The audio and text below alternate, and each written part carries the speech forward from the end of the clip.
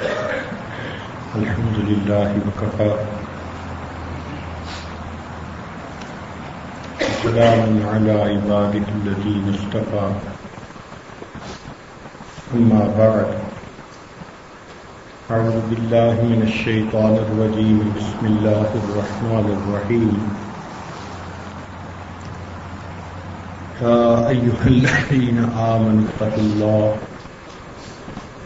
وكونوا مع الصادقين سبحان ربك رب العزة عما يصفون وسلام على المرسلين والحمد لله رب العالمين اللهم صل على سيدنا محمد وعلى آل سيدنا محمد وبارك وسلم اللهم صل على سيدنا محمد وعلى آل سيدنا محمد وبارك وسلم اللهم صل على سيدنا محمد وعلى آل سيدنا محمد وبارك وسلم. شریعت کے 5 اجزاء ہیں.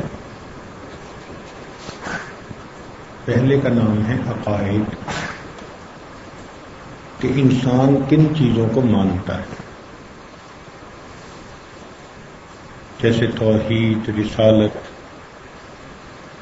قیامت، فرشتوں پر ایمان لانا، تقدیر پر ایمان لانا، ان کو عقائد کہتے ہیں. اس میں زبان سے انسان اقرار کرے اور دل سے اس کی تصدیق کرے. اقرار باللسان و تصدیق بالقلب. ایسا کرنے سے انسان مومن ہو جاتا ہے، ایمان والا کہلاتا ہے. دوسرا حصہ شریعت کا عبادات ہے. ان عبادات میں نماز، روزہ، حج، زکوٰۃ، ارکان 5. تیسرا حصہ معاملات ہیں. نکاح ہوا، طلاق ہوئی، بیع اور شراء، خرید و فروخت، یا حدود اور کفارات، یہ تمام کی تمام معاملات کہلاتے ہیں. چوتھا حصہ معاشرت کہلاتی ہے. اس میں اٹھنا، بیٹھنا، ملنا جلنا، رہن سہن، یہ سب شامل ہے. اور 5واں حصہ اس کو اصلاح نفس کہتے ہیں، صفائے قلب کہتے ہیں. نفس کی اصلاح کرنا. فطرتی طور پر ہر انسان کا نفس امارہ ہوتا ہے.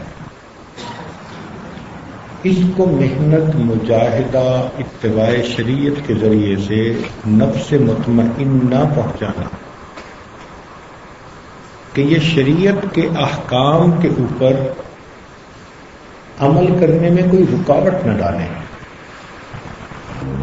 اگر آپ گھوڑے پر سواری کرنا چاہیں تو جو گھوڑا پل کر جوان ہوتا ہے وہ قریب بھی نہیں آنے دیتا. جو کاس آئے وہ لات کھائے. گھوڑے رکھنے والے لوگ پھر اس کو تربیت دیتے ہیں، سکھاتے ہیں. پہلے تو وہ گلے میں رسی نہیں ڈالنے دیتا، اتنا منہ زور ہوتا ہے. کوئی قریب سے گزر جائے اس کی خیر نہیں، اس لیے کہ اس کے اندر وحشت ہوتی ہے. اب جو اس کا مالک ہے وہ سمجھتا ہے کہ مجھے تو اس گھوڑے سے کام لینا ہے، چنانچہ وہ اس کے گلے میں رسی ڈالتا ہے، پھر آہستہ آہستہ اس کی کمر کے اوپر زین ڈالتا ہے اور پھر اس کو بھگاتا ہے اکیلے کو. جب وہ زین کے ساتھ بھاگنے لگ جاتا ہے پھر کبھی کبھی اس کے اوپر سواری کرتے ہیں. پھر سواری کرتے کرتے ایک وقت آتا ہے کہ گھوڑا دوسرے بندے کو بھی سوار ہونے کی اجازت دے دیتا ہے اس پر ریئیکٹ نہیں کرتا. اب یہ گھوڑا سواری کے قابل ہو گیا. ہمارا نفس بھی بالکل ایسے ہے. یہ نہیں چاہتا کہ اس کے اوپر کوئی پابندی ہو. اس کا مشن ہے کھاؤ پیو عیش اڑاؤ. یہ منمانی چاہتا ہے. من پسند زندگی گزارنا چاہتا ہے. جبکہ ہماری زندگی کا مقصد رب چاہی زندگی گزارنا. تو پھر اس نفس کی بھی اصلاح کرنی پڑتی ہے, اس کو بھی سدھانا پڑتا ہے. تو اللہ والے جانتے سمجھتے ہیں کہ اس نفس کو آہستہ آہستہ ہم نے کس طرح سدھا دینا ہے. محنت اور مجاہدے کے بعد پھر ایک وقت ایسا آتا ہے کہ اس نفس پر شریعت کا بوجھ اگر ڈال دیا جائے تو یہ اس سے بیزار نہیں ہوتا. اس کو نفس مطمئنہ کہتے ہیں کہ شریعت کے اوپر انسان عمل کرے اور نفس کی طرف سے رکاوٹ بالکل نہ ہو.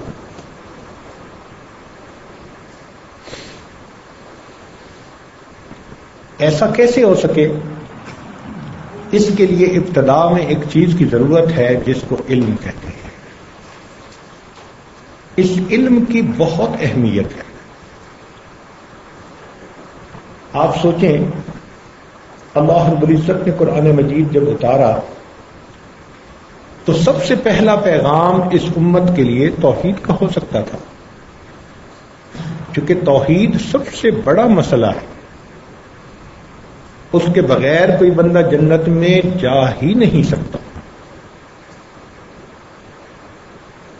مگر اللہ تعالیٰ نے توحید کا پیغام نہیں دیا شروع میں. رسالت کا پیغام ممکن ہو سکتا تھا کہ رسالت کے بغیر انسان کو دین مل ہی نہیں سکتا, مگر اللہ رب العزت نے اس کا بھی پیغام نہ دیا. قیامت کا پیغام ہو سکتا تھا کہ قیامت کے تصور کے بغیر کوئی بھی انسان نیکی کے اوپر استقامت حاصل نہیں کر سکتا. جب دل میں یہ احساس ہو جیسی کرنی ویسی بھرنی, تو پھر انسان سنبھل کے قدم اٹھاتا ہے. اللہ تعالیٰ نے قیامت کا بھی پیغام نہیں دیا. کون سا پیغام دیا؟ فرمایا اقرأ, پڑھ. اب پڑھنے کا تعلق علم کے ساتھ. گویا اللہ رب العزت نے اس امت کو سب سے پہلا لفظ جو دیا اپنے کلام کا, وہ پڑھنے سے متعلق تھا. اس کے اندر حکمت ہے. حکمت کیا؟ کہ اصل مقصود ہے ایمان لانا, اور ایمان کی حفاظت علم سے ہوتی ہے. جس بندے کے پاس علم نہیں اس کا ایمان بھی محفوظ نہیں. چنانچہ کتنے لوگ ہیں جو کفریہ کلمے بول دیتے ہیں, ان کو پتہ بھی نہیں چلتا.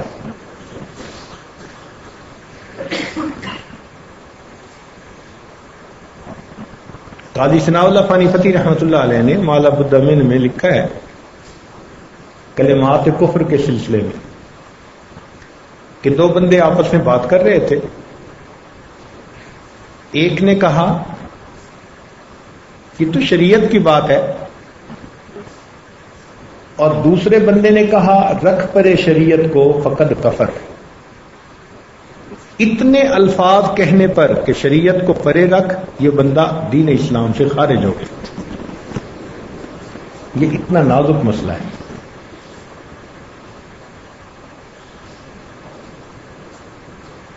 ہم نے دیکھا کئی لوگ آپس میں بات کرتے ہیں نا, پوچھتے ہیں کہاں رہتے ہو, جی اتنی جگہ. تو دوری کے لیے ایک کفریہ کلمہ ہے, او خدا کے پچھاوڑے. اب جس نے یہ کہا خدا کے پچھاوڑے یعنی خدا کے بھی پیچھے, یہ کفریہ کلمہ, دین اسلام سے خارج. اب سوچئے کہ ہمیں ایمان بچانے کے لیے اس علم کا سیکھنا کتنا ضروری. چنانچہ ایک آدمی علم نہیں تھا، بحث میں پڑ گیا کسی دہریے کے ساتھ. اب بات کرتے کرتے دہریے نے اسے کہا کہ چلو بالفرض تم مسلمان نہیں ہو. کوئی بات کر رہا تھا اور اس آدمی نے آگے سے کہا ٹھیک، ایسا کہنے سے یہ کافر ہو گیا. ایک لمحہ کے لیے بھی ہم یہ نہیں کہہ سکتے کہ ہم مسلمان یا مومن نہیں ہیں. ایک لمحہ کے لیے.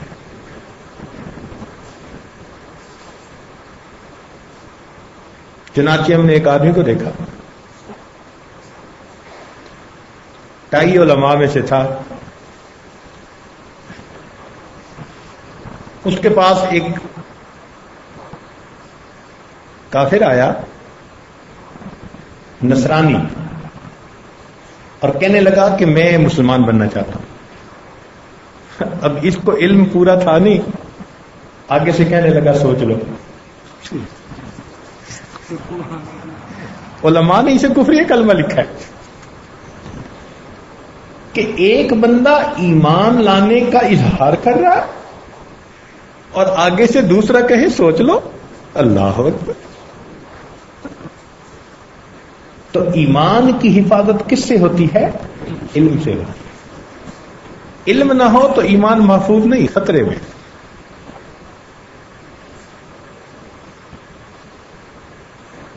اسی لیے علماء نے لکھا ہے کہ انسان اپنی گفتگو کو خود سنے. کوئی ایسا لفظ نہ نکل جائے کہ انسان جس کی وجہ سے ایمان کی نعمت سے محروم.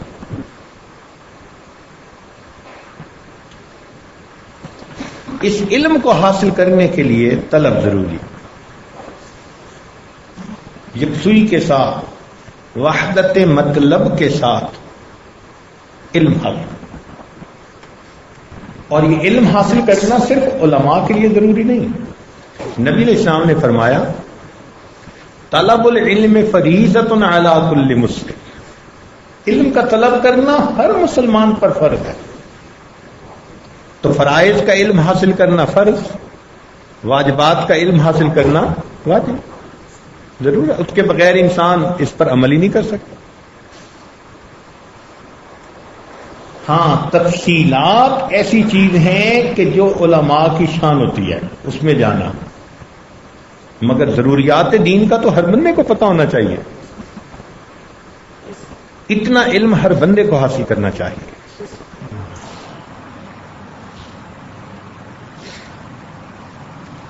ہمارے اکابر علم حاصل کرنے کے لیے یکسو ہو کر اپنے استاد کی صحبت میں رہتے تھے. چنانچہ یحییٰ اندلسی رحمت اللہ علیہ ایک بزرگ تھے، اندلس سے مدینہ طیبہ آئے امام مالک رحمت اللہ علیہ کی صحبت میں رہنے کے لیے. مسجد میں تھے. اللہ کی شان کے مدینہ طیبہ میں کوئی شخص ہاتھی لے کے آ گیا. تو چونکہ وہاں یہ ہوتا نہیں، جانور نئی چیز تھی، تو ایک شور اٹھا، جی ہاتھی آ گیا، اور سب لوگ دیکھنے کے لیے بھاگے. یحییٰ اندلسی رحمت اللہ علیہ پڑھتے رہے بیٹھے. ہاتھی والا چلا بھی گیا. شام میں امام مالک رحمت اللہ علیہ سے جب ملاقات ہوئی تو انہوں نے پوچھا تم نے ہاتھی دیکھا؟ کہنے لگے میں ہاتھی دیکھنے تو نہیں آیا تھا، میں تو علم حاصل کرنے کے لیے آیا. اس کو وحدت مطلب کہتے ہیں کہ اپنے مقصد کے حصول کے لیے یکسو ہو جائے گا. اور اللہ رب العزت سے دعائیں مانگے کہ اللہ مجھے علم نافع عطا فرما دیجیے. علم نافع کہتے ہیں نفع دینے والا علم. کبھی انسان کے پاس معلومات ہوتی ہیں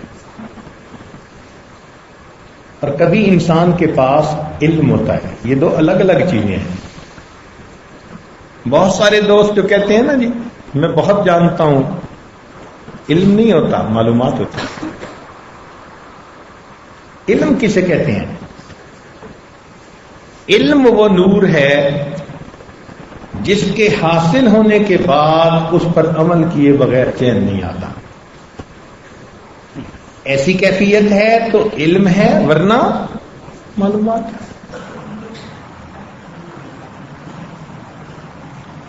فقط جاننے پر اگر مغفرت ہوتی تو شیطان تو ہم سے زیادہ جانتا ہے، اس کی بھی مغفرت ہو جاتی. اس کا مطلب نمٹ علم کے اوپر مغفرت نہیں ہوگی.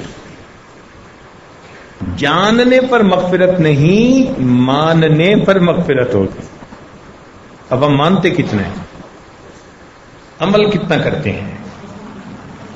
اس لیے نبی علیہ الصلوۃ والسلام نے دعا سکھائی، اللہم انی اعوذ بک من علم لا ینفع. اے اللہ میں ایسے علم سے آپ کی پناہ چاہتا ہوں جو نفع نہ دے.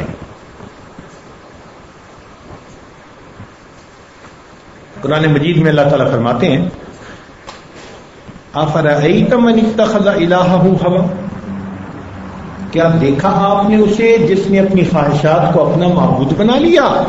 وعد اللہ ولا علم، اللہ نے علم کے باوجود اسے گمراہ کر.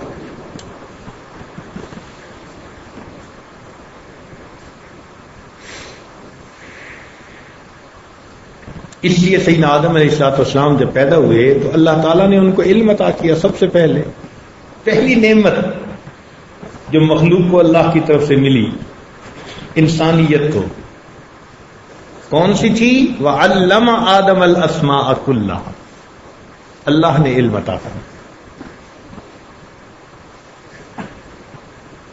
اور یہ ایسی نعمت ہے کہ جس کی انتہا کوئی نہیں. ساری عمر بندہ علم حاصل کرتا رہے پھر بھی طالب علم ہے. ساری عمر علم حاصل کرے پھر بھی طالب علم. نبی علیہ الصلوۃ والسلام کو اللہ رب العزت نے علم الاولین والآخرین عطا فرمایا. قرآن مجید میں فرمایا اے میرے محبوب وعلمک ما لم تکن تعلم وکان فضل اللہ علیک عظیما. اتنا علم دینے کے بعد پھر دعا سکھائی کہ میرے محبوب یہ دعا مانگیے قل رب زدنی علما، اللہ میرے علم کو اور بڑھا دے. اس کا مطلب یہ کہ علم کی کوئی انتہا نہیں. ساری عمر انسان طالب علم بن کر رہے تو علم کی انتہا تک نہیں پہنچ سکتا. تاہم علم نافع کی ایک نشانی ہے. ذہن میں سوال پیدا ہوتا ہے نا کہ کیسے پتہ چلے ہمیں علم نافع ملا. علم نافع کی پہچان یہ ہے کہ یہ علم جتنا بڑھتا ہے بندے میں خشیت اتنی بڑھ جاتی ہے. اگر خشیت نہیں بڑھ رہی، معلومات بڑھ رہی ہیں تو سمجھ لے کہ یہ علم نافع نہیں.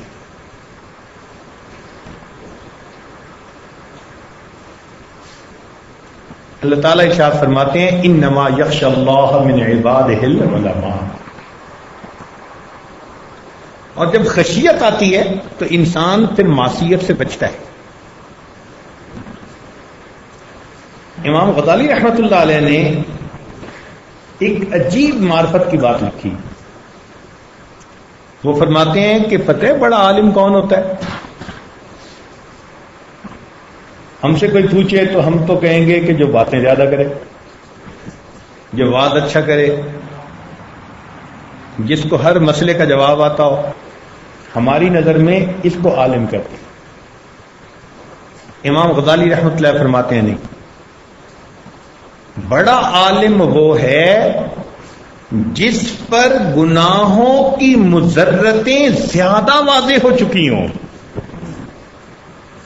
جس پر گناہوں کی مضرتیں زیادہ کھل چکی ہوں وہ شخص اتنا بڑا عالم ہوتا ہے. اور جس پر گناہوں کی مضرتیں کھلیں وہ تو قریب بھی نہیں جائے گا نا.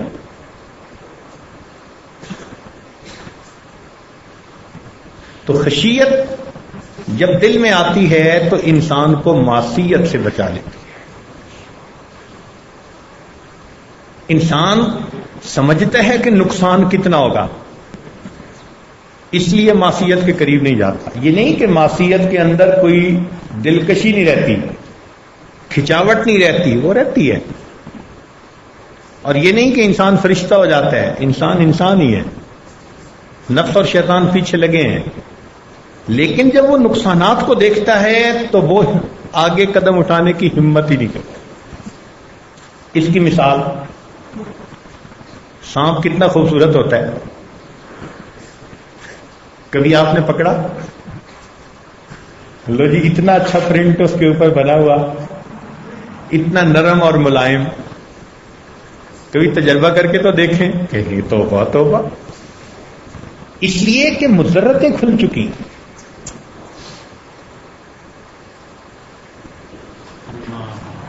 بجلی کو کسی نے ہاتھ لگایا، ننگی تار کو؟ جی ذرا ایک دفعہ تو نہیں، ایک دفعہ بھی ہاتھ لگانے پہ تیار نہیں ہوتے. کیوں؟ پتہ ہے کہ بجلی پہلی غلطی بھی معاف نہیں کرتی. ہاتھ لگایا، اس نے پھڑکا دینا. تو جب گناہوں کی مضرتیں کھل جاتی ہیں تو جس کے دل میں خشیت ہوتی ہے وہ پھر گناہ کے قریب بھی نہیں جاتا. گناہ کے تصور سے گھبراتا ہے، سوچ سے گھبراتا ہے.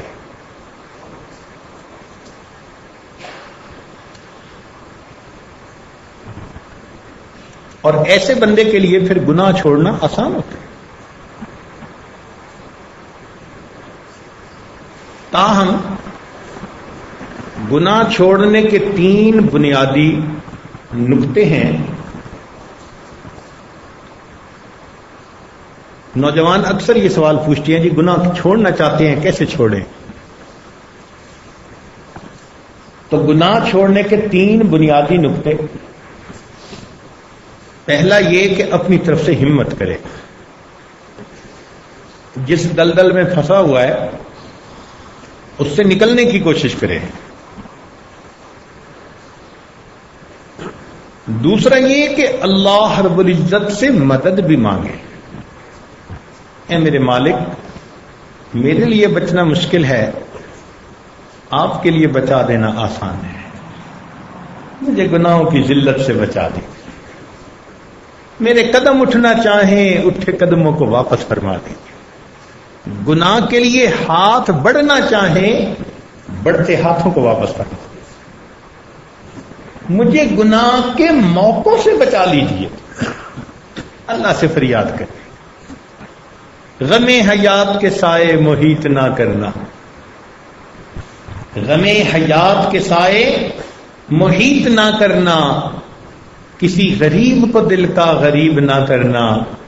میں امتحان کے قابل نہیں میرے مولا، مجھے گناہ کا موقع نصیب نہ کرنا. تو جب اللہ تعالیٰ سے دعا مانگے گا تو اللہ کی مدد آئے گی. چنانچہ علماء نے لکھا ہے کہ کچھ کام ایسے ہیں اللہ فرماتے ہیں ان کی مدد میرے اوپر لازم ہو جاتی ہے.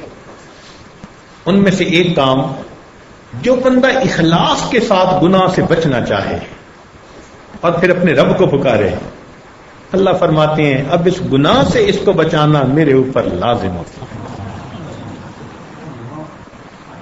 ہم اگر نہیں بچ پاتے تو اس کا مطلب کہ خلوص سے توبہ بھی نہیں کرتے. آج ہماری توبہ کیسی ہے؟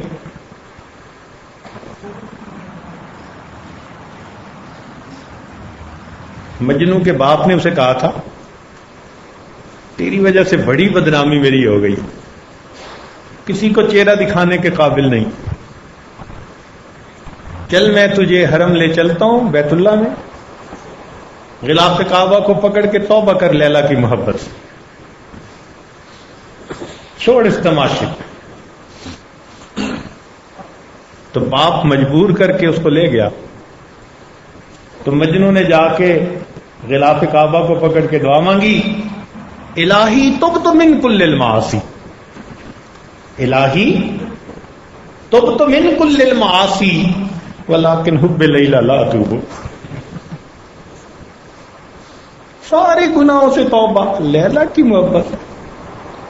اسی طرح ہر بندے کی الگ لیلا ہوتی ہے۔ بد نظری چھوٹ نہیں سکتی، مال کمانے کے اندر جھوٹ بولنا، ملاوٹ کرنی، دھوکہ دینا چھوٹ نہیں سکتا۔ اب وہ توبہ کرتا ہے مگر ساتھ نیت کیا ہوتی ہے؟ ولیکن حب لیلا لا اتوب، میں اپنی لیلا کی محبت سے توبہ نہیں کر سکتا۔ تو یہ لیلا کو چھوڑنا پڑتا ہے،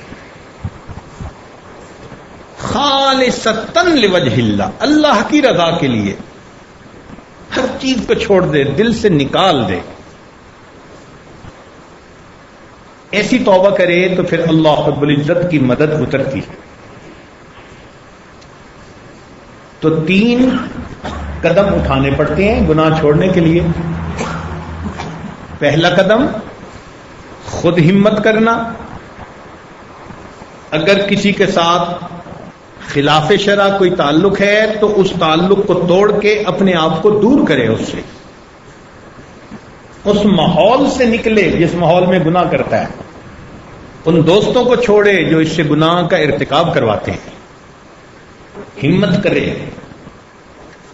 دوسرا قدم اللہ رب العزت سے مدد مانگے، اور تیسرا قدم اللہ والوں سے دعا بھی کروائے۔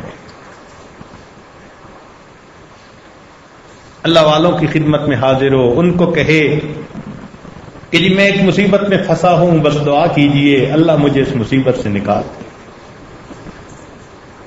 اللہ کے کچھ بندے ہوتے ہیں لو اقسم علی اللہ لابر، ہاتھ اٹھاتے ہیں، اللہ ان کے ہاتھ اٹھے ہوئے کبھی خالی واپس نہیں کرتا۔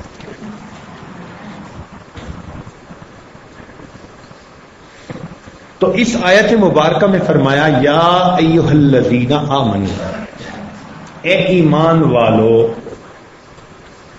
اب اس میں اللہ رب العزت ایمان والوں سے براہ راست خطاب فرما رہے ہیں۔ یہ ایمان والوں کے لیے بڑی عزت افزائی ہے۔ ایک بادشاہ اگر کسی بھنگی کو بلا کے کوئی کام کہہ دے تو بھنگی کے لیے تو بہت بڑی عزت ہے جی۔ جو بھنگی کا بادشاہ کے ساتھ رشتہ بنتا ہے نا مقام کا، بندے کا پروردگار کے ساتھ وہ بھی نہیں بنتا۔ ہم بندے ہیں، وہ رب ہے پروردگار۔ اب وہ پروردگار اگر براہ راست خطاب فرمائے، سبحان اللہ۔ اسی عبداللہ ابن عباس نے فرماتے تھے کہ جہاں تم قرآن مجید میں پڑھتے ہوئے یا ایھا الذین آمنوا پڑھو متوجہ ہو جاؤ، اب مالک ملک براہ راست تمہیں حکم دے رہا ہے۔ تو کیا حکم دیا؟ فرمایا اتقوا اللہ، اللہ سے ڈرو، تقوی اختیار کرو۔ تقوی کے 3 درجات ہیں۔ پہلا درجہ کفر اور شرک کو چھوڑ دینا۔ پہلا درجہ کیا ہے؟ کفر اور شرک کو چھوڑ دینا۔ دوسرا درجہ گناہوں کو چھوڑ دینا، معصیت کو چھوڑ دینا۔ اور تیسرا درجہ مشتبہات کو بھی چھوڑ دینا۔ الحلال بین والحرام بین وبینہما مشتبہات، حلال بھی بالکل کھلم کھلا، حرام بھی کھلم کھلا۔ درمیان میں کچھ چیزیں ہیں جو شبہ والی ہوتی ہیں، جو ان کو بھی اللہ کی رضا کے لیے چھوڑ دے وہ متقی۔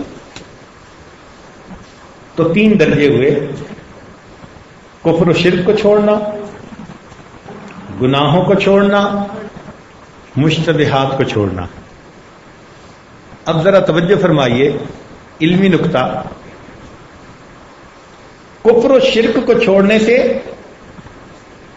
انسان خلود فی النار سے بچ جاتا ہے۔ کفر و شرک کو چھوڑنے سے کس سے بچ جاتا ہے؟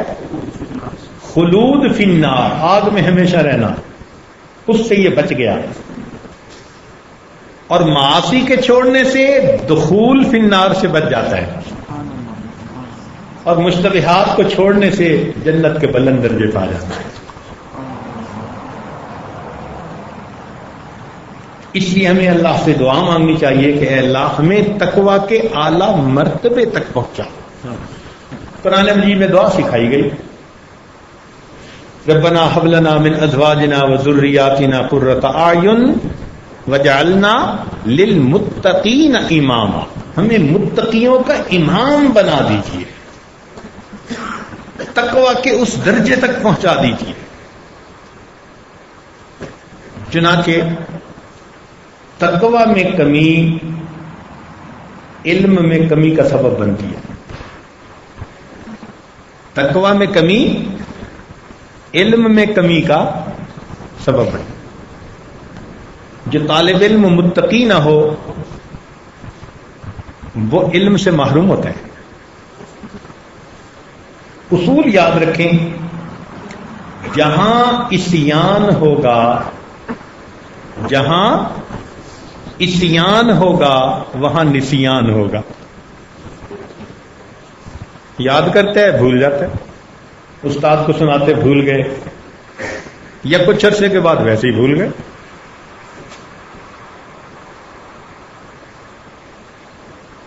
چنانچہ کتنے طالب علم ایسے ہیں کہ جو کتابیں پڑھتے ہیں باقاعدہ، لیکن جب پڑھ کے فارغ ہوتے ہیں ایسے لگتا ہے فارغ ہو گئے. وہ تقوی کی کمی ہوتی ہے. علم اس سینے میں نہیں ٹھہرتا جس میں تقوی نہ ہو. اسی کو فرمایا گیا شکوت الی وکیع سوء حفظی فاوصانی الی ترک المعاصی فان العلم نور من الہی ونور اللہ لا یعطی لعاصی. تو تقوی کی کمی علم کی کمی کا سبب بنتی ہے. اب اگر کوئی بندہ کہے او جی میں عام زندگی گزارتا ہوں، میں پھر بھی جلالین پڑھاتا ہوں، اور میں تو مسلم شریف بھی پڑھاتا ہوں. بھائی اگر گناہوں کے ساتھ آپ یہ پڑھا رہے ہیں، اگر چھوڑ دیتے پتہ نہیں آپ کو علم کا کون سا مقام اللہ عطا فرما. اس مقام کو سوچیں نا جس سے محروم ہوئے ہیں. کیا پتہ اللہ تعالیٰ آپ کو حافظ الحدیث بنا دیتے، فقیہ کے درجے تک پہنچا دیتے.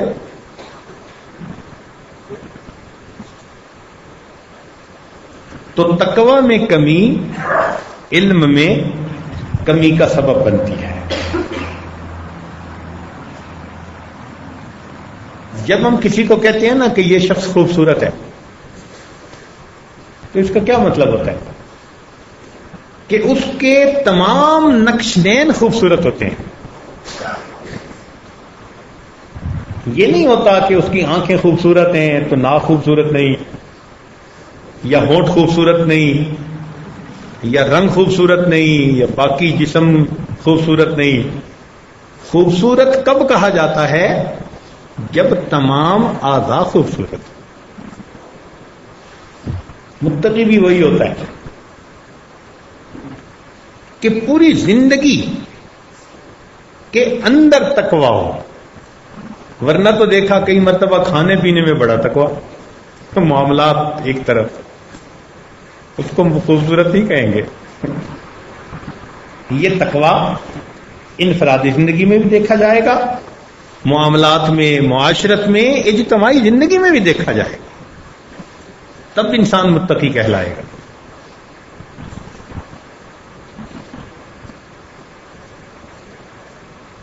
چنانچہ ایسا آدمی گناہ سے بچے گا.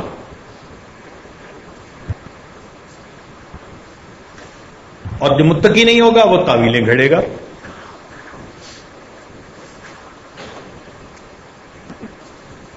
نفس ہے نا، تعویل تو گھڑ لیتا ہے. ایک صاحب نے شادی کی 2 بہنیں تھیں، چھوٹی کے ساتھ کی اس نے، تو استاد کے پاس گیا، خوش ہو کے بتایا. انہوں نے کہا بھائی جب بڑی بہن بھی ابھی کنواری تھی تو دونوں رشتے اویلیبل تھے، تم بڑی سے کر لیتے. کہنے لگا کہ حضرت میں نے آپ سے ہی تو سبق پڑھا ہے. ان کا کون سا سبق پڑھا ہے؟ کہ آپ نے فرمایا تھا ابتلیٰ ببلیتین، کہ جب تم 2 مصیبتوں میں پھنس جاؤ تو فلیستاخر احونہما، چھوٹی کو قبول کر لو.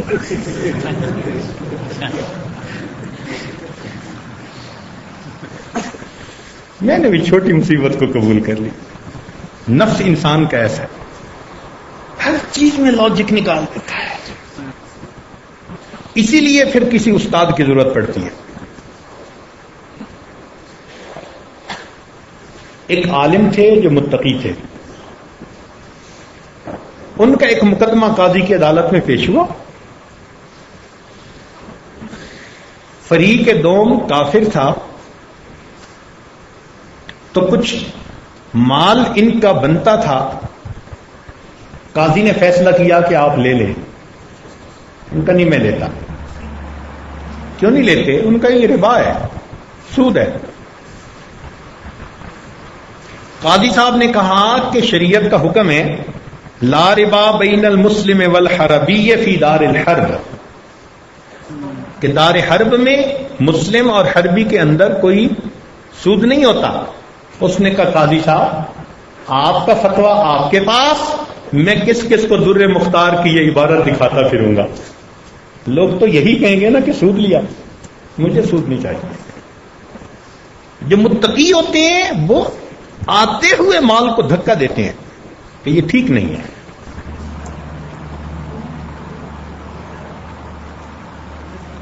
اور عجیب بات کہ جتنا انسان تقوی اختیار کرتا ہے اتنا اللہ اس کے لیے دروازے کھول دیتے ہیں. سنیے قرآن عظیم الشان.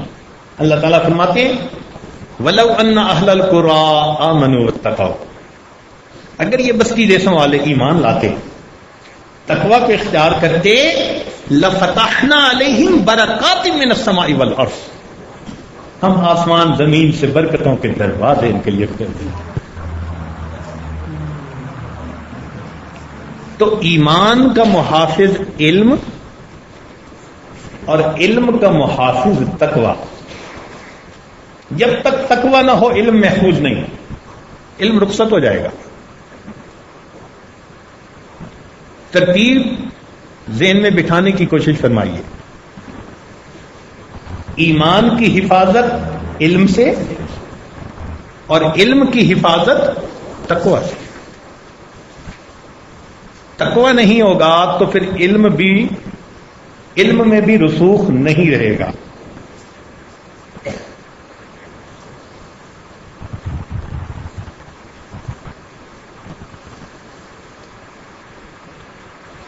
آپ ذرا غور کیجئے، جتنے گمراہ فرقے ہیں ان سب کے بانی علم کے دعوے دار. جتنے گمراہ فرقے ہیں ان تمام گمراہ فرقوں کے بانی کس کے دعوے دار تھے؟ علم کے دعوے دار. اس کا مطلب یہ کہ اگر بچنا ہے تو پھر تقوی کو اختیار کرنا پڑے. اگر وہ متقی بنتے تو اللہ تعالیٰ اس دلالت اور گمراہی سے ان کو نکال دیتے. تو ایمان کی حفاظت علم سے اور علم کی حفاظت تقوی سے. امام اعظم ابو حنیفہ رحمۃ اللہ علیہ، اللہ اکبر، ان کی زندگی حالات پڑھ کے دیکھیے، اس قدر تقوی، اللہ اکبر، حیران ہو جاتے ہیں انسان.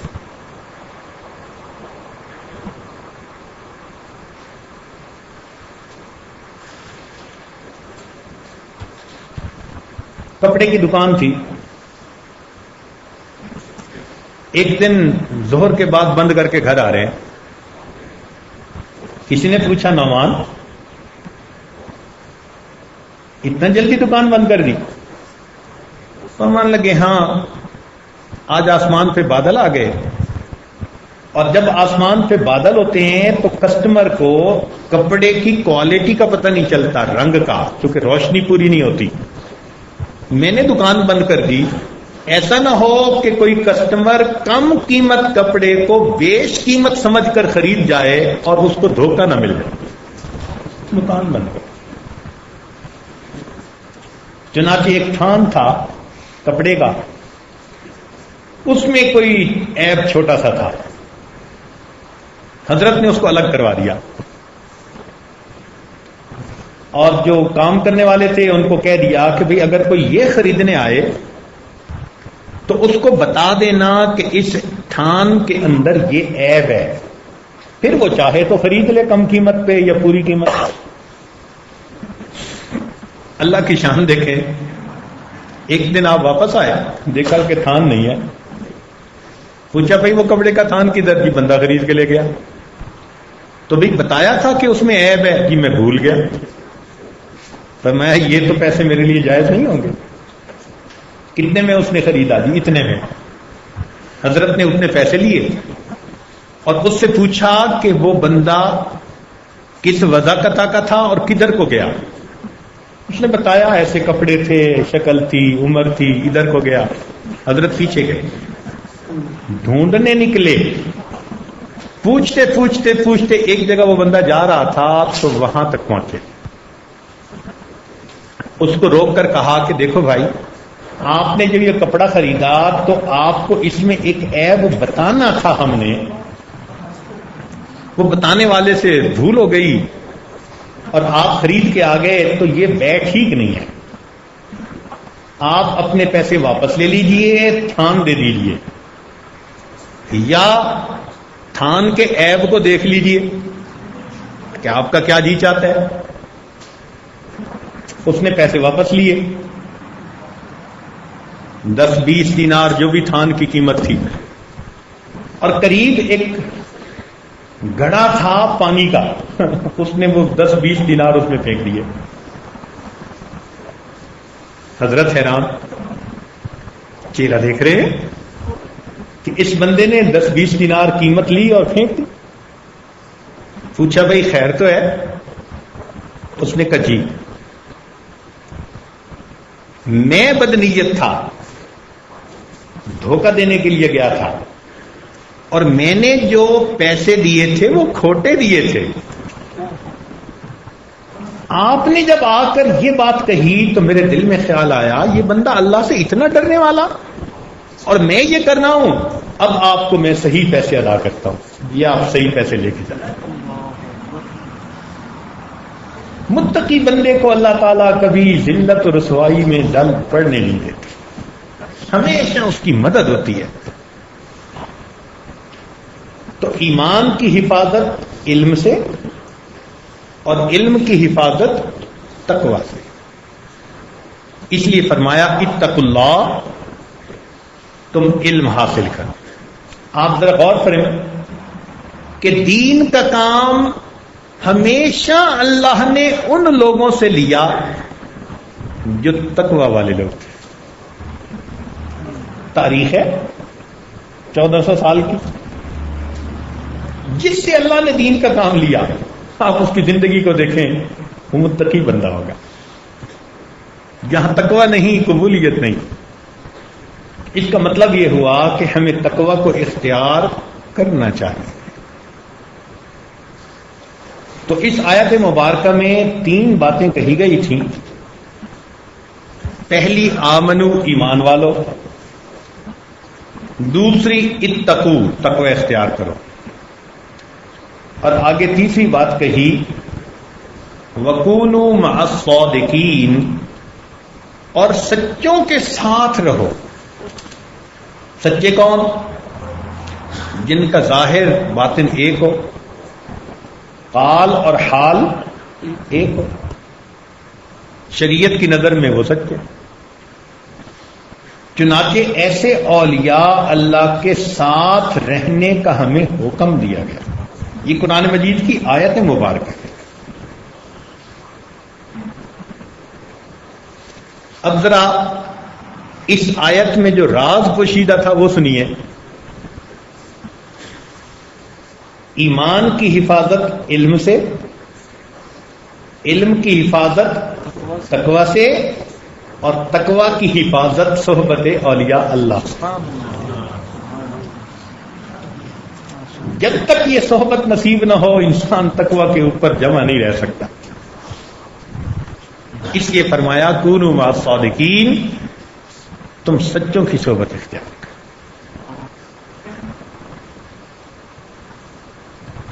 یا انہی باتوں کو دوسرے لفظوں میں یوں کہا جا سکتا ہے، علم کا لطف عمل کی برکت سے، علم کا لطف عمل کی برکت سے، اور عمل کا لطف عشق الہی سے، اور عشق الہی کا لطف صحبت عشاق سے۔ عاشقوں کی صحبت میں پھر عشق کا مذاق ہے۔ علامہ آلوسی رحمۃ اللہ علیہ روح المعانی میں لکھتے ہیں کونوا مع الصادقین کے تحت فرماتے ہیں کہ ساتھ رہنے سے مراد یہ ہے خالطوہم لتکونوا مثلہم، ان کے ساتھ اتنا رابطہ بڑھاؤ کہ تم انہی کی طرح بن جاؤ، یہ اس سے مراد ہے۔ اور دستور یہ ہے کہ فَكُلُّ قَرِينٍ بِالْمُقَارِنِ يُقْتَدَىٰ، آدمی اپنے ساتھ والا جو ہے اس کی بات پر عمل کیا کرتا، یہاں تک جذب کر لوں کاش تیرے حسن کامل کو، یہاں تک جذب کر لوں کاش تیرے حسن کامل کو، تجھی کو سب پکار اٹھیں گزر جاؤں جدھر سے میں جدھر سے گزر جاؤں لوگوں کو آپ یاد آ جائیں۔ یہ ہے صحبت کا فیض۔ چنانچہ ابو ہریرہ رضی اللہ عنہ کی روایت ہے المرء علی دین خلیلہ، کہ انسان اپنے دوست کے دین پر ہوتا ہے۔ فَلْيَنْظُرْ أَحَدُكُمْ مَنْ يُخَالِلُ، ملا علی قاری رحمۃ اللہ علیہ نے مرقات میں امام غزالی رحمۃ اللہ علیہ کا قول نقل کیا کہ امام غزالی رحمۃ اللہ فرماتے ہیں مجالسۃ الحریص ومخالطتہ تحرک الحرص، حریص بندے کے پاس بیٹھنا اٹھنا، اس کے ساتھ مجلس رکھنا، اس سے انسان میں حرص بڑھتا ہے۔ ومجالسۃ الزاہد ومخالطتہ تزہد فی الدنیا، اور زاہد کی صحبت میں رہنا اس سے انسان کے اندر زہد آ جاتا ہے۔ لأن اتباع مجبولۃ، اس لیے کہ اللہ نے طبیعتوں کی جبلت بنا دی، الگ تشبہ والاقتداء، کہ وہ تشبہ اختیار کرنا چاہتی ہیں، اقتداء کرنا چاہتی ہیں۔ آگے بات عجیب لکھتے ہیں، فرماتے ہیں وَلِلطَّبْعُ يَسْرَقُ مِنَ الطَّبْعِ مِنْ حَيْثُ لَا يَدْرِي هَذَا، کہ جب صحبت میں بندہ رہتا ہے تو طبیعتیں دوسرے سے اس کے اخلاق عادات کو اس طرح چوری کر لیتی ہیں بندے کو پتہ نہیں چلتا۔ انسان کے اندر وہ اچھی عادات خود بخود آ جاتی، اس لیے یہ صحبت۔ مولانا روم رحمۃ اللہ علیہ فرماتے ہیں قول را بھی گزار مرد حال شو، پیش مرد کامل پامال شو، صد کتاب و صد ورق در نار کن، جان و دل را جانب دلدار کن، کتابوں 100 ورقوں کو بھلے آگ میں ڈال دے، اپنے جان اور دل کو اپنے یار کے حوالے کر۔ حضرت شاہ عبد الغنی پھول پوری رحمۃ اللہ علیہ سے کسی بندے نے پوچھا کہ آپ صحبت کے اتنے فضائل جو بتاتے رہتے ہیں تو یہ صحبت اتنی ضروری؟ آپ نے جواب میں فرمایا کہ اچھا تم صحابی بن سکتے ہو؟ اس نے کہا نہیں۔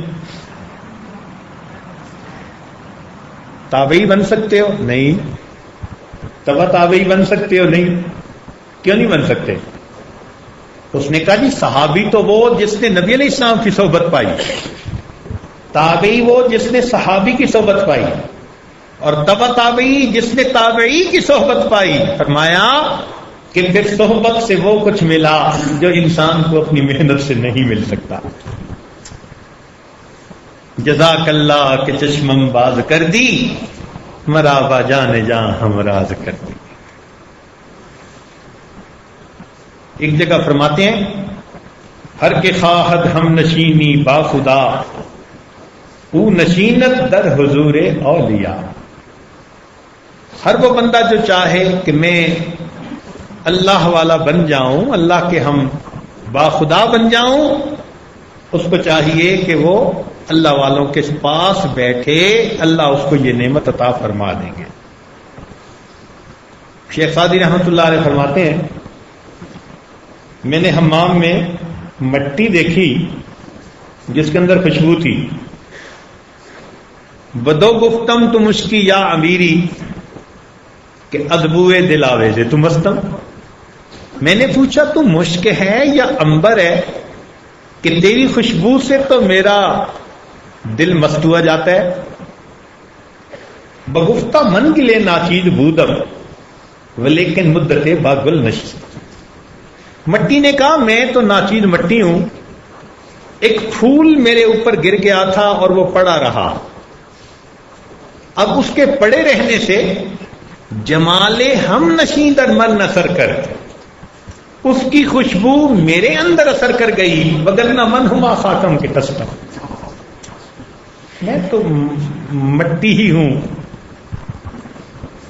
تو یہ اسی طرح ہوتا ہے کہ جب صحبت ملتی ہے تو جمال ہم نشین در من اثر کر۔ امام قشیری رحمۃ اللہ علیہ نے لکھا ہے کہ جتنے بڑے بڑے اکابر تھے ائمہ، انہوں نے صحبت پائی۔ چنانچہ امام شافعی، امام احمد، شیبان، یہ حضرات ابو ہاشم صوفی کی صحبت میں رہتے تھے۔ بلکہ امام شافعی رحمۃ اللہ فرماتے ہیں کہ مجھے ان کی دو باتوں سے بہت فائدہ ہوا، اور امام احمد بن حنبل رحمۃ اللہ علیہ فرمایا کرتے تھے اگر ابو ہاشم صوفی نہ ہوتے میں ریا کی دقیق باریک باتوں سے کبھی واقف نہ ہو سکتا۔ ابو العباس ابن شریح جنید بغدادی رحمۃ اللہ علیہ کی صحبت میں، بلکہ ایک مرتبہ فرمانے لگے کہ مجھے ان کی بات سمجھ تو نہیں آئی جو انہوں نے کی ہے، لیکن ان کے کلام میں شکو ایسا ہے جو باطل کے اندر نہیں ہو سکتا۔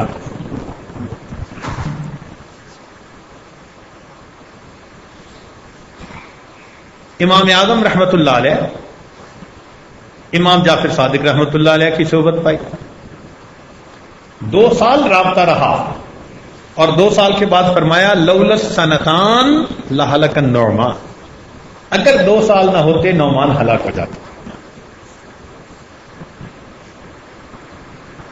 طبقات الکبریٰ میں ہے کہ امام احمد بن حنبل رحمۃ اللہ علیہ نے اپنے بیٹے سے فرمایا کہ بیٹے ابو ہاشم صوفی نہ ہوتے تو اخلاص کے جس مقام پر میں پہنچ گیا میں کبھی پہنچ نہ پاتا۔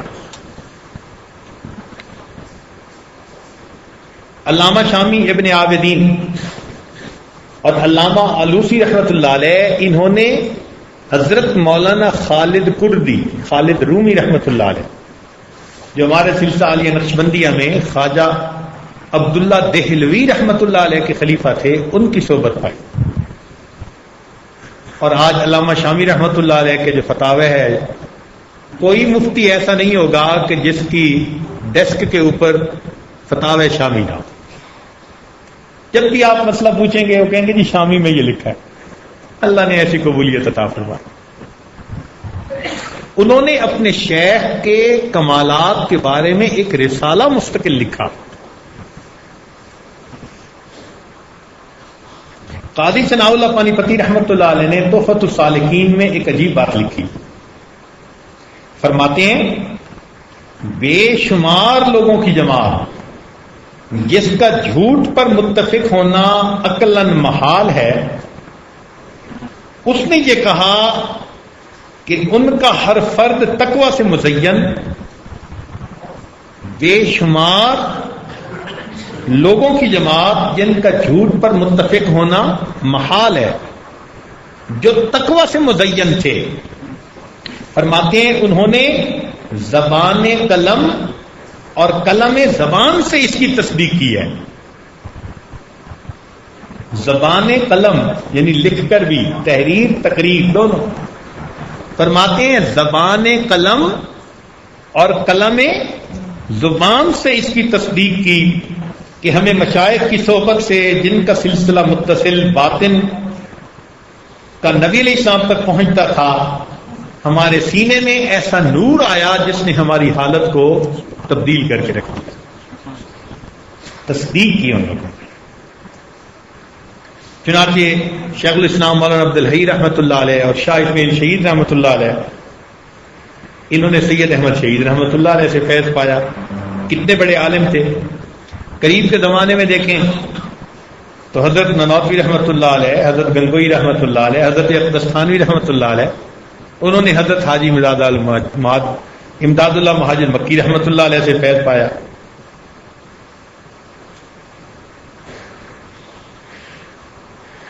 اللہ والوں کی صحبت میں ہر انسان کو ترقی ملتی ہے.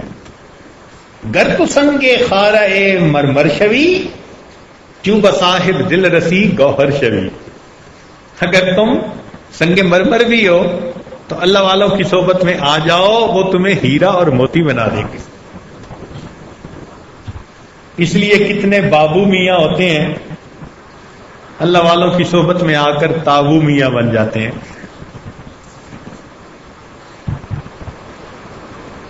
اسی لیے تو حضرت مجذوب رحمۃ اللہ علیہ سے پوچھا تھا نا جگر مراد آبادی نے کہ مجذوب صاحب آپ کے مسٹر کی ٹر کیسے مس ہو گئی؟ مجذوب صاحب آپ کے مسٹر کی ٹر کیسے مس ہو گئی؟ انہوں نے پھر بتایا کہ حضرت اقدس تھانوی رحمۃ اللہ علیہ کی صحبت میں گیا تھا، دل کی دنیا کو بدل کے رکھ دیا.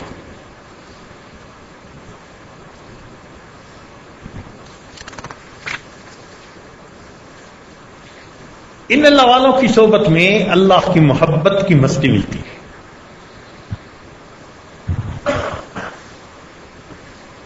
لوٹ آئے جتنے فرزانے گئے. فرزانہ کہتے ہیں عقل کے بنیاد پر سفر طے کرنے والا. لوٹ آئے جتنے فرزانے گئے، تاب منزل صرف دیوانے گئے. اللہ کی محبت کی دیوانگی جب ہوتی ہے پھر اللہ ایسے لوگوں کو منزل پر پہنچنا بھی نصیب فرما دیتے ہیں.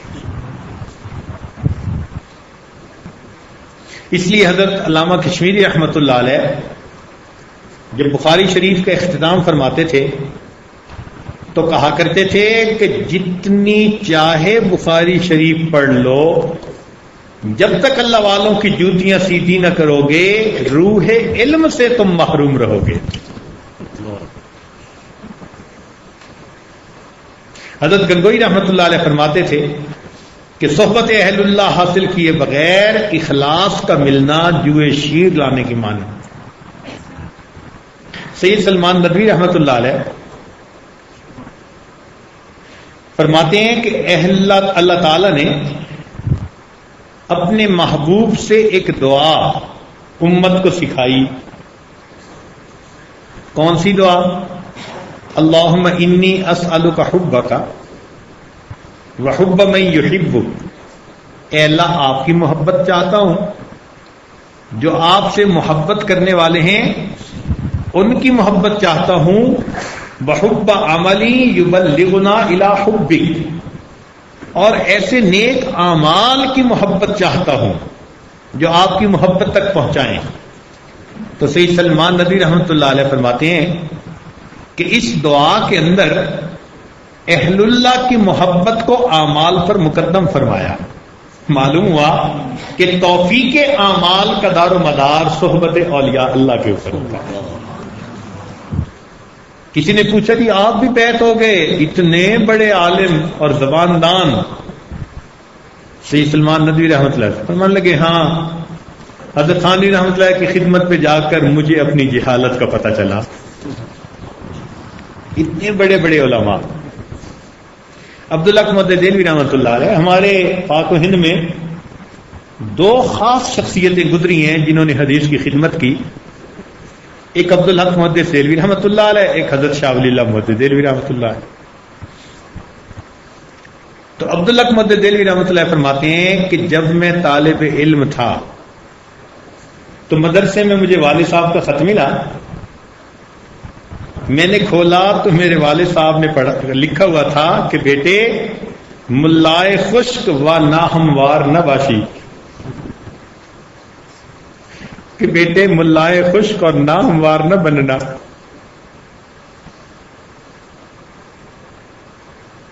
کسی کی صحبت پانا. اسی لیے صحبت کی برکات ہوتی ہے. اور آج کل تو سائنس کا زمانہ, ہم ان برکات کو اپنی آنکھوں سے دیکھتے ہیں.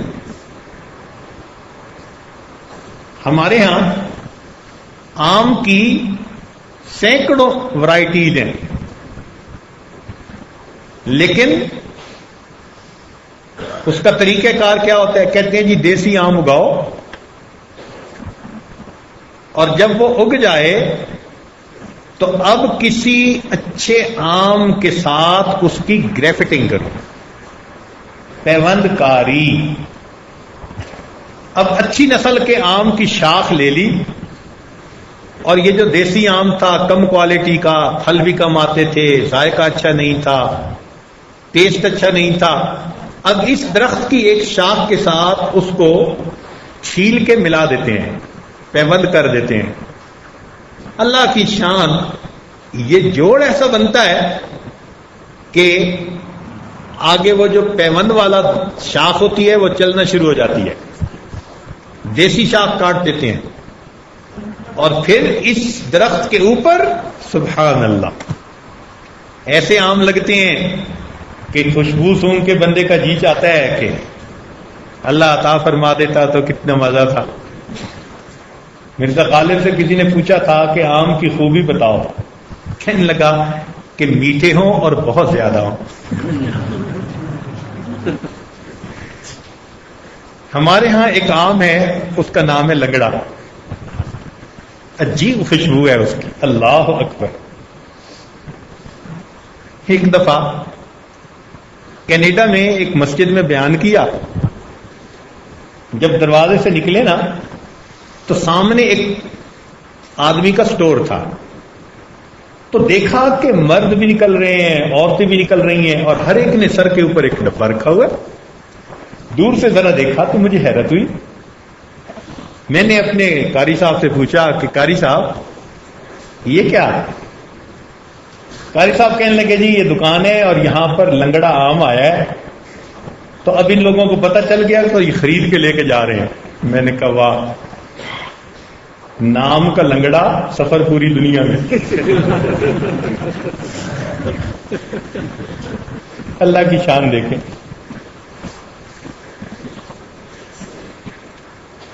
تو بالکل اسی طرح جب انسان کسی کامل کی صحبت میں آتا ہے اور اپنے آپ کو حوالے کر دیتا ہے تو وہ بھی پیوند کا درجہ پا جاتا ہے. پھر شیخ کے کمالات, عادات, وہ ساری اس کے اندر منتقل ہوتی ہے. تب پتہ چلتا ہے کہ پہلی زندگی میں اور اب کی زندگی میں کیا فرق ہے. اسی طرح آپ نے گلاب کی گریفٹنگ دیکھی ہوگی. یہاں تو ماشاءاللہ بہت ہی زیادہ ورائٹیز ہیں. ایک مرتبہ ایک نرسری میں ہم گئے تو اس نے کہیں 150 یا 200 ورائٹیز بتائی ہمیں. دیسی گلاب ہوتا ہے اور اس کے اوپر پیوند کاری کر دیتے ہیں, اور ماشاءاللہ خوشبودار, اتنا اچھا رنگ. پوچھا جی نام کیا ہے؟ کہنے لگے جی ڈبل ڈیلائٹ. تو ایسا ہی ہوتا ہے کہ جب انسان اللہ والوں کی صحبت میں آتا ہے تو اللہ کی نظر میں یہ بھی ڈبل ڈیلائٹ ہو جاتا ہے.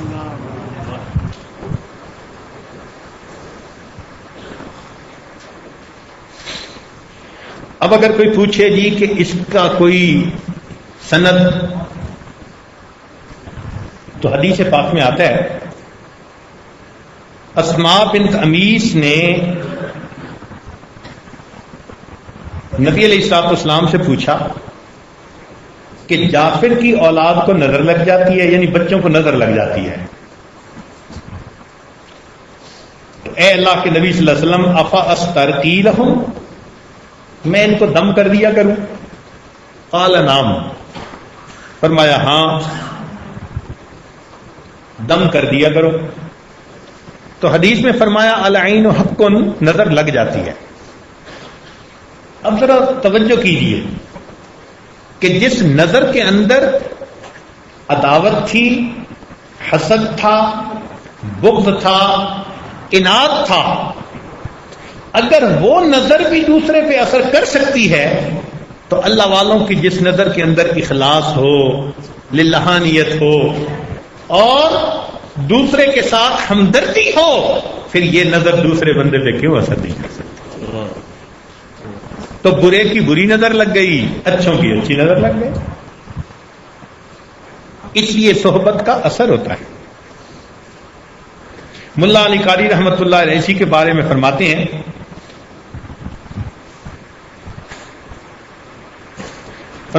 کل تو میں کہتا ہوں کہ وہ ضد ھذا العین نظر العارفین، یہ جو بری نظر لگ جاتی ہے نا، اس کی ضد وہ عارفین کی نظر ہے۔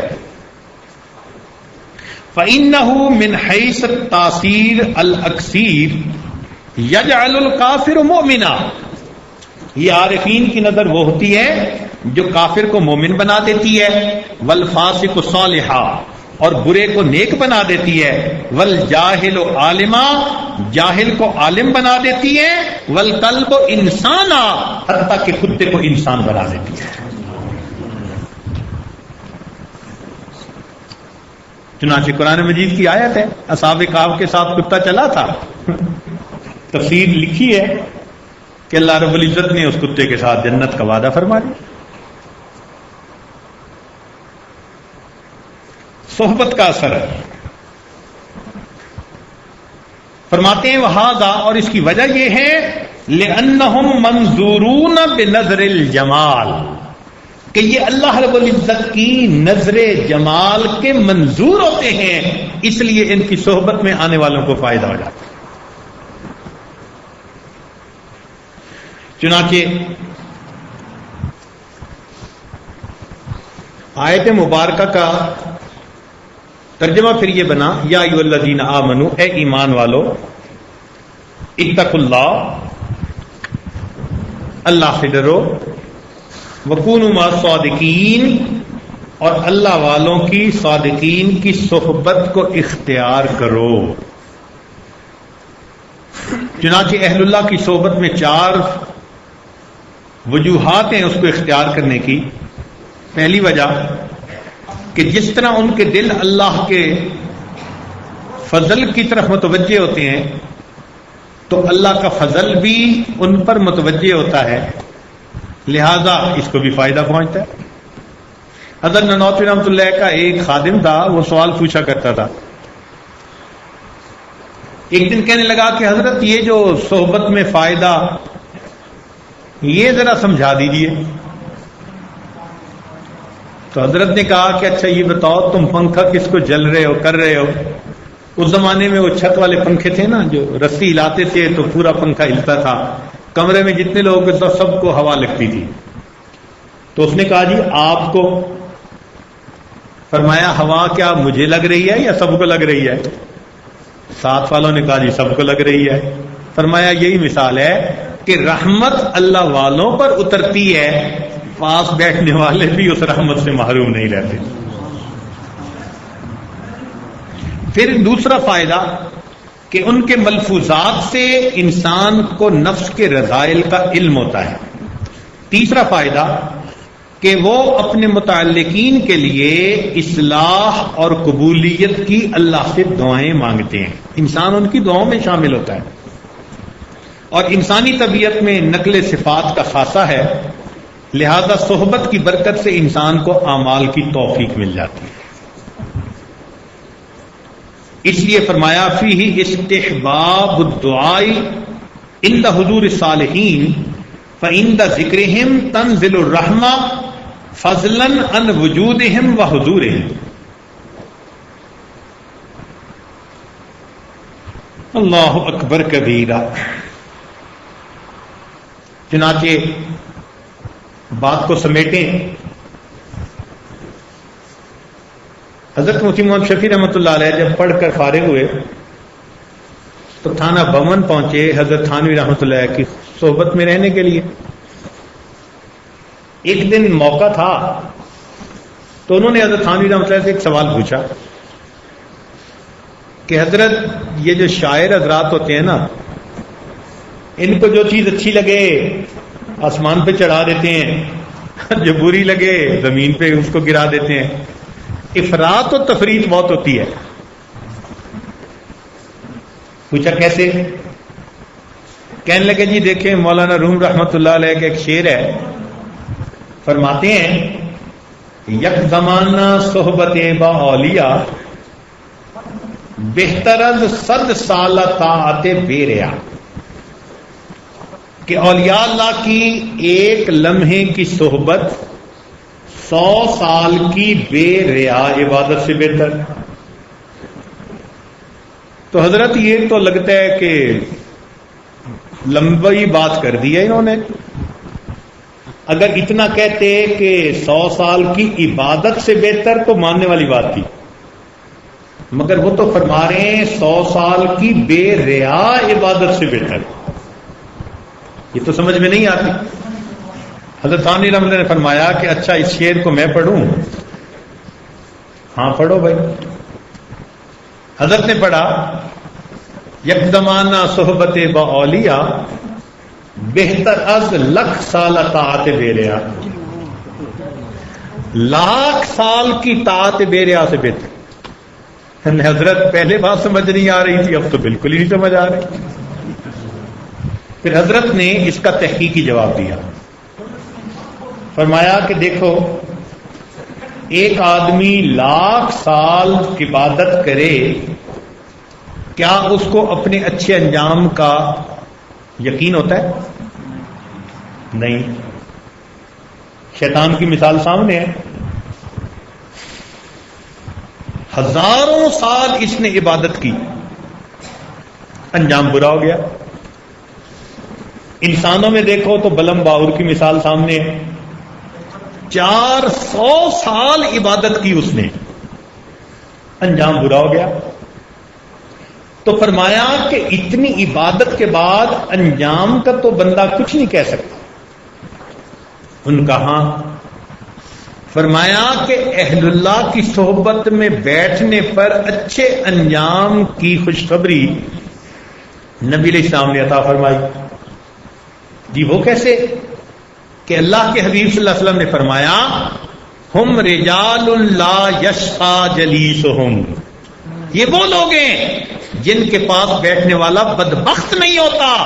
بدبخت وہ ہوتا ہے جس کا انجام برا ہو. پتہ چلا ان کی صحبت میں بیٹھنے والے کا اللہ انجام ہمیشہ اچھا فرماتا ہے. تو پھر 1,00,000 سال کی عبادت سے بہتر ہوئی نا وہ صحبت. دعا ہے اللہ رب العزت ہمیں اپنے پیارے اولیاء کی صحبت عطا فرما دے، اور جو مقصود ہے ان کی صحبت سے نفس کا مطمئنہ بن جانا، شریعت کا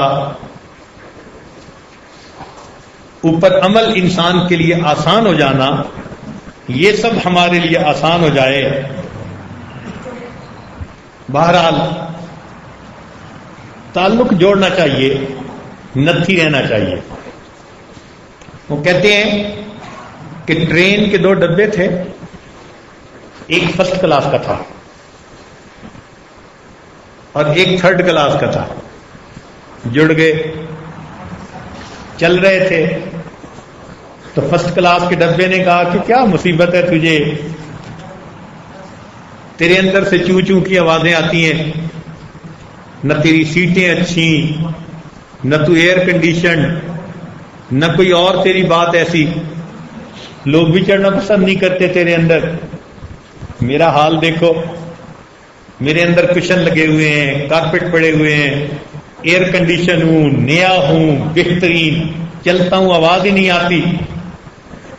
تو تھرڈ کلاس کے ڈھبے نے کہا تھا کہ آپ نے جو کہا بالکل ٹھیک کہا، آپ ایسے ہی ہیں اور میں ایسا ہی ہوں، مگر اتنی بات ہے کہ میری کنڈی تمہاری کنڈی کے ساتھ، لہذا میاں جس منزل پہ آپ جائیں گے منزل اسی پہ تو میں بھی پہنچ جاؤں گا.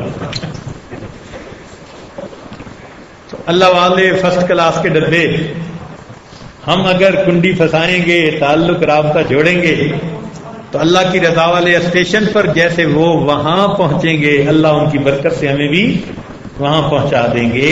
وآخر دعوانا ان الحمدللہ. دعا سے پہلے تھوڑی دیر مراقبہ کر لیجیے، آنکھوں کو بند کر لیجیے، سر کو جھکا لیجیے. دنیا اور جو کچھ دنیا میں ہے اس سے ہٹ کر کے اللہ رب العزت کی یاد میں ڈوب جائیے. اللہ کو اپنا بنا لو، اللہ کو اپنا بنا لو، اللہ کو اپنا بنا لو. یہ زندگی ایک مہلت ہے، روٹھے ہوئے رب کو منا لو، اللہ کو اپنا بنا لو.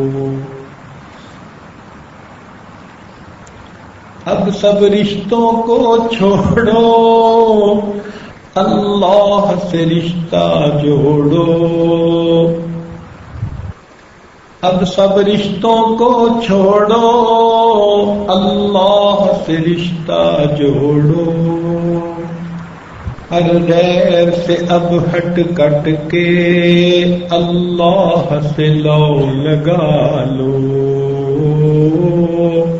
اللہ کو اپنا بنا لو. اللہ سے غفلت کیسی، اللہ سے دوری کیسی. اللہ سے غفلت کیسی، اللہ سے دوری کیسی. اب سب وردوں کو چھوڑو، اللہ کو ورد بنا لو،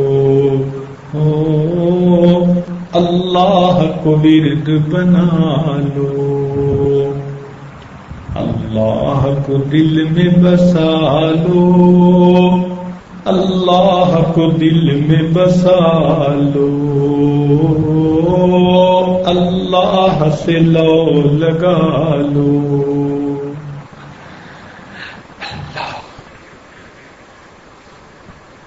لا الہ الا اللہ محمد